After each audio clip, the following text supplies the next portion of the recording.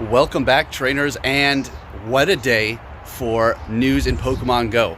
So we do have Shiny Rayquaza. We will be going over everything you need to know about that. Finally, Shiny Rayquaza, guys, let's get hyped for that. And of course, we have the first Pokemon Go Invitational PVP battles in which I was invited. So this is going to be quite amazing. I will be going over those details towards the end of the video because, guys, this is a great opportunity. I started off the channel recording Pokemon Go just simply using my phone, no computer this whole time, and just grinding continuously, and I've gotten recognition from people. I've gotten my name out there, but for the Pokemon Company to reach out, I'm very humbled, and this is going to be a great experience. Like I said, we'll be going over more of that information towards the end, addressing the whole situation and what's going to be going down. Anyways, with that said, let's get into counters and Shiny Rayquaza coming into Pokemon Go, and it is going to be here for some time. So let's get into this. All right, trainers, so here we go. Shiny Rayquaza has finally come to Pokemon Go. Well, it's announced. It's going to be coming in a few days here, but this artwork that they have, just absolutely fantastic, looking great. This is what everybody's wanted. Every time they make a new announcement in the tweets, you can just go down, it's like, but where's Shiny Rayquaza? Where's Shiny Rayquaza? That's all we want. Well, here we go. And it's not going to be like a little 3-hour raid period or just a week. This thing is going to be here for a good amount of time. Now, Rayquaza details here. Rayquaza will appear in 5-star raids from Wednesday, July 31st at 1 p.m. until Monday, September 2nd at 1 p.m. PDT. So, there you go. And then features, of course, you may encounter a Shiny Rayquaza. There you have it, trainers. This is it. This is something you definitely want to go out there and raid. And it's not like you have to rush because it's going to be here for a significant amount of time. And I can guarantee you this. You don't need to get out there in the first day, 2 days, 3 days, which I would urge you to do so possibly. But if you just can't make it simply because you are busy, I have a feeling that these are going to be packed full of people until they are actually gone because Shiny Rayquaza, are you serious? People are going to want to hit this up all day, every day. Let's go. So we're going to go ahead and go over those counters. This is quite exciting. And yeah, I mean, I don't know what to say. It's just Shiny Rayquaza. What other shiny do you possibly want? Literally, this is the legendary dragon type king, which is winning in DPS for Pokemon Go. But there's going to be a few details we're going to be going over regarding that. So let's go ahead and hop into the counters to see what we have going on. We're going to hop over to a few websites here, in which I will have their links in the description. And then we're going to go over my Pokemon and give you my thoughts about Rayquaza and what you want to do. Do you want to power up a bunch of these, or do you want to power up other Pokemon? Let's go ahead and talk about that. All right, so we're over here on the Go Hub. Let's go ahead and take a look at Rayquaza's movesets as well as weaknesses, so you can get a better understanding as to which Pokemon are going to perform and which moves you have to look out for using specific types. Dragon and Flying type. Therefore, it's going to be extremely weak to Ice-type Pokemon. At 100% IV, max CP 3,835, attack 284, defense 170, and stamina 213. We're also going to be going over that 100% IV that you want to be looking for. Weak to Dragon, Fairy, extremely weak to Ice, being a Dragon and Flying type, also weak to Rock, resisting Grass, Ground, Bug, Fighting, Fire, and Water. Level 20 at 100% IV, what you're going to be looking for is 2191. That's 2191, 100% IV, non-weather boosted. Now, weather boosted in windy weather is going to be 2739. 2739 in boosted windy weather. Now, let's go ahead and look at the move pool here. We have Air Slash and Dragon Tail, all right, and then we have Outrage, Aerial Ace, and Ancient Power. Now, if you are using Ice-type Pokemon, in which you more than likely should, we're going to go over those counters here in a moment, you have to look out for Ancient Power. It's going to be dealing a great amount of damage, but Rayquaza is a bit of a glass cannon, so if you go in there with a big group, all people using mostly Ice types, you really don't have too much to worry about. Just keep smashing out those Ice moves, and you should be able to take it down fairly easy. Now, this can be duoed pretty simply. Let's just put it that way. All right, so we are over here on Pokebattler, and for the number 1 counter, we have Mamoswine with Powder Snow and Avalanche, then Glaceon with Frost Breath and Avalanche, then Mewtwo with Psycho Cut and Ice Beam. And if you're kind of new and are wondering, well, why Psycho Cut and not Confusion, Psycho Cut is going to grant you a lot more energy to get to that Ice Beam a lot quicker, in which Rayquaza is going to be extremely weak to the Ice Beam, therefore making it more useful to have Psycho Cut on that Mewtwo there. Glaceon, very nice. That's a good little counter coming in. Something useful to use, seeing that it hasn't really been too relevant till now. Yes, there has been raids in which you could have used it, but it's cool to see that coming in there. It's at number 2 spot on the Pokebattler site. And then we have in the number 4 spot Weavile with Ice Shards and Avalanche. So if you were able to get yourself a shiny Sneasel with good IVs and you powered it up, well, yeah, I'd use that shiny Weavile. It's going to be looking nice there. And then they're going to be recommending Reggie Ice with Frost Breath and Blizzard in that number 5 spot, followed up by Articuno with Frost Breath and Ice Beam. Then we have Dialga with Dragon Breath and Draco Meteor. That is going to be a fantastic tank. Pillow-Swine with Avalanche and Powdered Snow. Mew with Frost Breath and Blizzard. Good luck on trying to get that moveset. Porygon Z with Hidden Power, Ice, and then Blizzard. Alolan Sandslash with Powdered Snow and Blizzard. Cloyster with Frost Breath and Avalanche.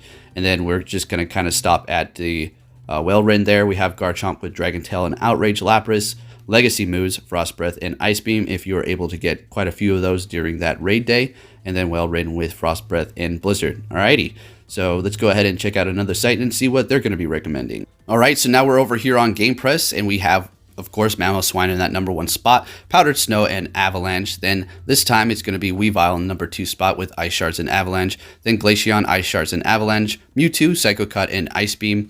Rayquaza itself with Dragon Tail and Outrage. Dragonite, Dragon Breath, or Dragon Tail. And then for the charge moves, Outrage or Dragon Claw. Of course, the legacy moves on that Dragonite are going to be Dragon Breath and Dragon Claw, which are pretty nice for PvP in the Master League. And then we have Jinx with Frost Breath, Avalanche, or Ice Punch. And if you're thinking to yourself, whoa, hold on a minute. What about Gardevoir and Togekiss? They just received Charm, which is going to be super effective to Rayquaza. Yes, that is true. But the thing is, Ice is going to be better because Rayquaza is going to both be Dragon and Flying. Both of those types are going to be weak to Ice. Therefore, the Ice is going to be more superior in this specific situation going up against it. But just for kicks, let's see where they land. Togekiss with Hidden Power, Ice. And then Dazzling Gleam. Not even Charm, because, well, like we just went over, Ice is going to be more effective towards Rayquaza. And then keep going down here.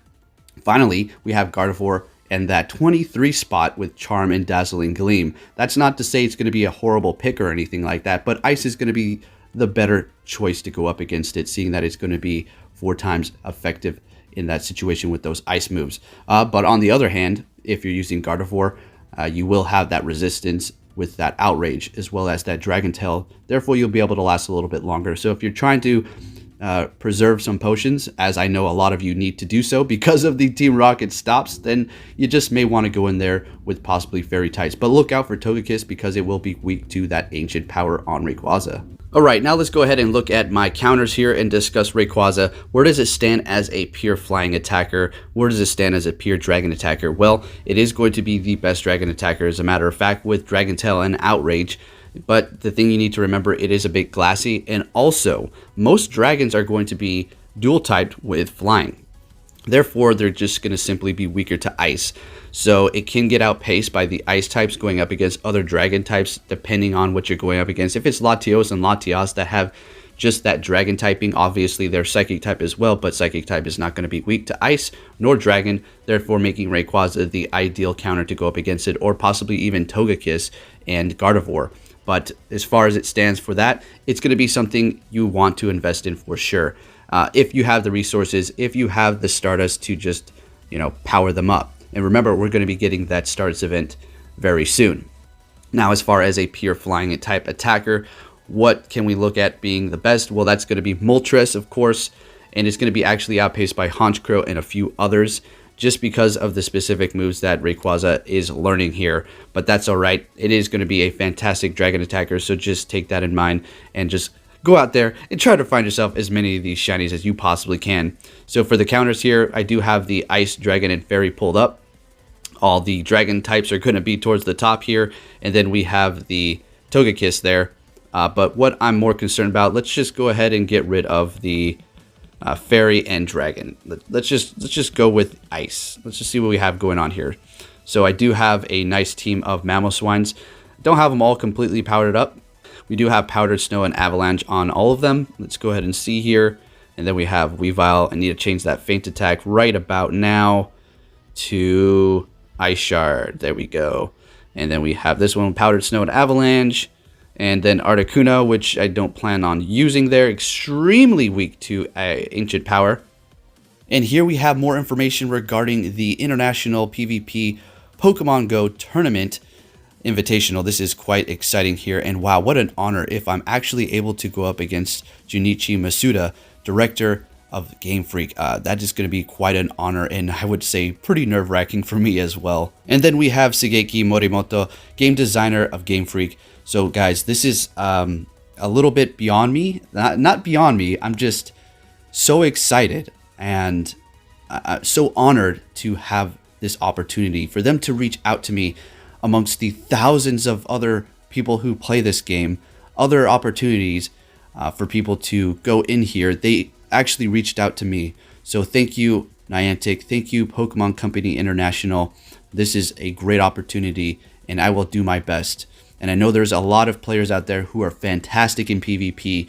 And personally, for me, if you've noticed a little bit of a decline in my PvP content for Pokemon Go, that is because I've known this for some time now, and I don't really want to focus on PvP currently at the moment for the content. Behind the scenes, believe me, I'm battling continuously, but it is quite hard because Pokemon Go has had continuous updates recently in which I've had to keep up with that to maintain that relevancy on the channel here, and that is what I've been doing basically. So very excited, guys. I'm going to have to practice and practice a whole lot here. There may be even days where I just upload one video because I'm just going on and on and on practicing battles, doing simulators, and just making sure I'm on the top of my game, because we do have other great content creators here. But one specifically that I'm looking out here is King IV is going to be there with us, guys, and that is quite amazing. And also one lucky fan. I'm not too sure who they're going to be picking, but we might have some steep competition depending on who is going to be picked for that spot there. So much appreciated, and I really am humbled in this situation. Thank you for watching, trainers. If you enjoyed this video, please give it a big thumbs up, and I'll be catching you all next time.